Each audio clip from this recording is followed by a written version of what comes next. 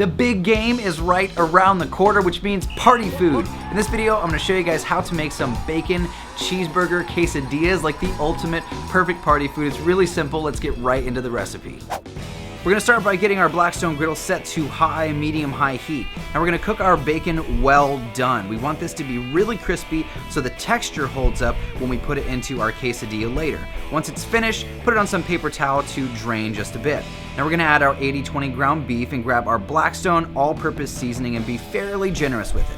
I'm gonna chop that up and make sure to cook that in a good bit of the bacon fat. When that beef and bacon fat mix together, it is so delicious. Now give that a toss, mix everything together. We're about 75% of the way cooked. We're gonna chop up our bacon. Chop it up pretty small so that it mixes in with the beef nicely. Now to this, we're also gonna add some relish. I'm adding some dill relish. It may sound weird, but trust me, it's delicious. It's actually gonna caramelize and toast just a bit on that flat top. All those flavors are gonna mix together and be fantastic. Let's add a large tortilla and a bunch of cheddar cheese. I'm gonna cover this thing in cheddar cheese. Then add our cheeseburger filling and more cheese over the top because, hey, it's a cheeseburger quesadilla. We need to load this thing up with cheese. Give that a fold after it's cooked for just a few minutes, and I used a press to make sure that stays nice and flat.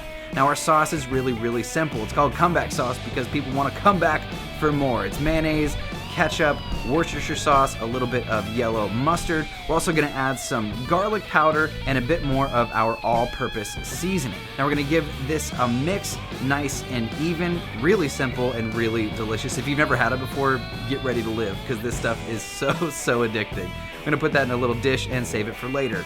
Now that our quesadilla is all finished, let's give it a cut. My friends, this really is a crowd pleaser. People love this recipe. Plus, it's really inexpensive and simple to make. You can make it for a ton of people if you're throwing a big party or for just a few. I hope you guys love that recipe as much as I do. It's really simple. I make these more often than I probably should. If you guys want this recipe and a ton more, be sure to go to blackstoneproducts.com. I'm your host, Chef Nathan Lippy, and I'll see you guys in the next video.